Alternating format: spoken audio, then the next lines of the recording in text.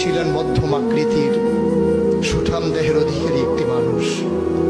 তার চুলগুলো ছিল ঘাড় পর্যন্ত প্রলম্বিত, হালকা হালকা কোকড়ানো।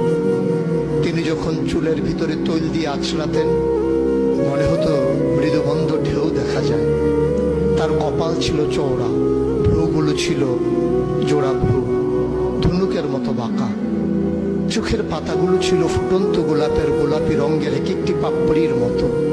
তিনি কখনো বা যখন চোখের পলক ফেলতেন, মনে হতো মৃদুমন্দ বাতাসে গোলাপ পাপড়ি যেন দোল খাচ্ছে।